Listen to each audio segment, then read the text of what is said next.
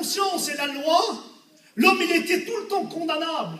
L'homme, il était condamnable parce qu'il n'y avait pas la grâce. L'homme était obligé de faire des sacrifices et avec ces sacrifices-là, ça ne contentait pas. L'homme vivait encore dans les ténèbres. L'homme vivait dans l'obscurité. La face de Dieu était cachée pour l'homme parce que l'homme allait de désobéissance en désobéissance. L'homme désobéissait à la parole de Dieu. Il ne pouvait pas parce qu'il n'était pas sous la grâce. Il a fallu le sacrifice, pas humain, pas un animal, mais il a fallu le sacrifice divin, le sacrifice qui venait du ciel. Alléluia. Gloire au Seigneur. Et la Bible nous dit avec la loi, il y a eu les sacrifices d'animaux, sacrifices d'animaux pour les familles. On connaît l'histoire des sacrifices. Mais à un moment donné, le Seigneur va voir que l'homme va encore être de plus en plus mauvais. L'homme va venir de plus en plus mal. Dieu va essayer d'aller chercher une solution. Et dans le livre d'Ésaïe 6:8, il va dire, j'entendis la voix du Seigneur, disait qui enverrait et qui marchera pour moi. La Bible nous dit qu'une voix fut entendue dans le ciel. Ce n'est pas une voix d'un ange, parce que les anges ont été créés par Dieu. Ce n'était pas non plus un homme, parce qu'un homme reste un homme, il a été créé aussi par Dieu. Il a fallu un sacrifice divin, non un sacrifice humain, mais divin venant du ciel, alléluia. Et la Bible nous dit, c'est Jésus qui va se proposer. Le livre de Matthieu 1 va nous présenter la généalogie de Jésus. Matthieu 1:18 va nous annoncer de quelle manière est la naissance, comment le Sauveur va venir au monde, le Fils de Dieu, Jésus-Christ. Et au niveau humain, au niveau d'hommes humains, à l'époque, les Juifs, Seigneur, les Juifs qui étaient en Israël, ont été visités ce jour-là. Ils ont été visités. Israël a été éclairé, la lumière. Jésus va le dire. Il va dire, je suis la lumière du monde. Celui qui me suit, Jean 8:12, ne marchera pas dans les ténèbres, mais il aura la lumière de la vie. Amen. Gloire à Dieu, la lumière de la vie. Et ceux qui étaient sous la loi, les Juifs de l'époque, Jésus est venu au monde, Matthieu 1:18. Et là, la Bible nous dit que Jésus va grandir, alléluia. Jésus va grandir à l'âge de 12 ans. Ces hommes-là, déjà, vont être confondus les docteurs de la loi. Un docteur de la loi, celui qui connaissait la Torah, qui lisait la Torah, qui la connaissait, un docteur de la Bible. À l'âge de 12 ans, lorsqu'ils vont monter à Jérusalem au temple, lorsqu'ils vont aller pour adorer, et lorsqu'ils vont monter à Jérusalem, la Bible nous dit que Jésus, lui, et les parents n'ont pas fait attention que pendant quelques jours, ils ont perdu le Sauveur. Ils l'ont perdu. Et puis ils sont retournés à Jérusalem. Et quand ils sont retournés à Jérusalem, lui, ils l'ont trouvé devant le temple. Il était en train de discuter. Déjà à l'âge de 12 ans, les gens étaient stupéfaits de voir un enfant de 12 ans, des hommes d'une grande vargure, d'un grand ministère, je pourrais dire, des hommes de la loi, étaient confondus par la connaissance de ce petit garçon. Et lorsque les parents, ils vont le chercher, et lui, il va dire à ses parents, il faut que je m'occupe des affaires de mon père. À l'âge de 12 ans, gloire au Seigneur, les gens étaient stupéfaits de voir un enfant de 12 ans avec une telle connaissance.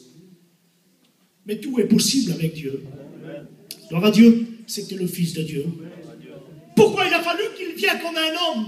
Parce qu'il a fallu que le sacrifice à la croix, parce que s'il aurait venu comme Dieu, rendez-vous compte quelle puissance qu'il aurait eu.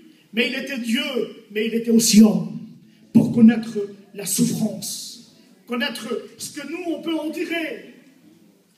Et puis la Bible nous dit que là Jésus va grandir. De 12 ans à 30 ans, on n'écoute plus parler. Il a dû faire beaucoup de choses. Parce que le livre de Jean va dire, si on aurait marqué tout ce que Jésus a fait, il n'y aurait pas assez de pages sur la terre pour écrire tous les miracles que Jésus a fait. Gloire à Dieu. Jésus est grand, alléluia. Toi qui ne connais pas le Seigneur Jésus ce matin, pardon. Toi qui ne le connais pas, peut-être, je ne sais pas. Vous savez, on peut aller dans la ville de Rion et puis on peut demander à n'importe quelle personne.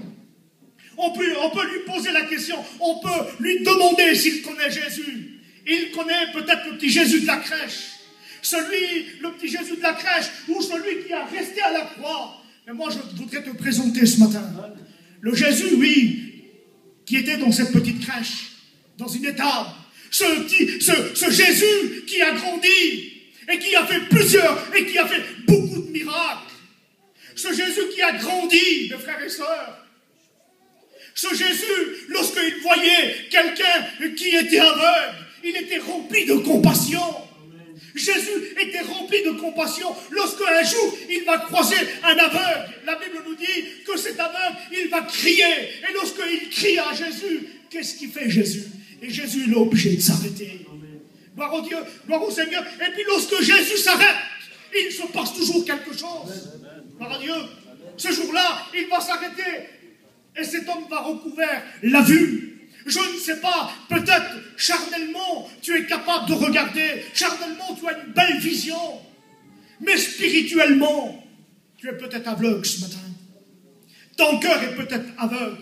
Mais ce matin, fais comme cet homme. Pourtant, cet homme était aveugle charnellement. Mais il a vu en Jésus le Sauveur.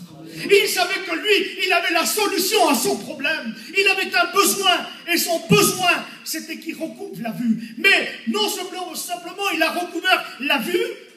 Il a eu deux choses qui se sont passées dans cet homme. Il a fait une rencontre avec Jésus. Il est devenu un enfant de Dieu. Et il a recouvert la vue. Gloire à Dieu. Jésus est capable de faire l'impossible. Gloire à Dieu. Est-ce que vous le croyez ce matin? Je le crois ce matin, pourquoi? Je le crois parce qu'il y a un texte de la parole de Dieu, dans Hébreux 13, 8. Il va dire que Jésus-Christ est le même, hier, aujourd'hui et éternellement. Jésus n'a pas changé. L'homme, la femme changent. On écoute parfois les mauvaises nouvelles. Les hommes changent. Mais Jésus ne change pas.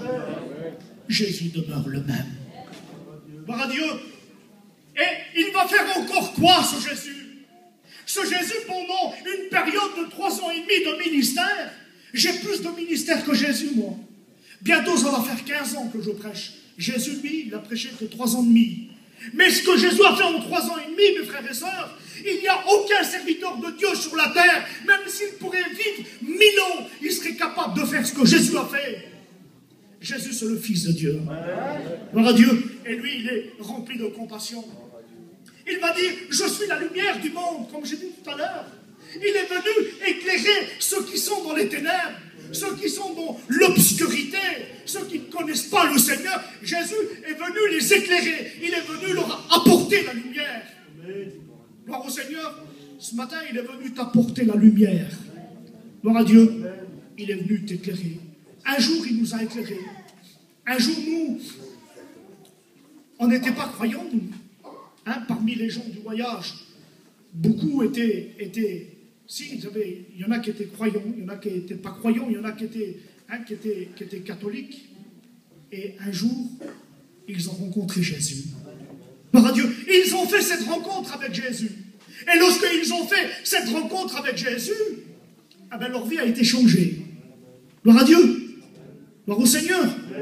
Avant, on nous met comment? Les voleurs de poules. Hein, c'est vrai, hein?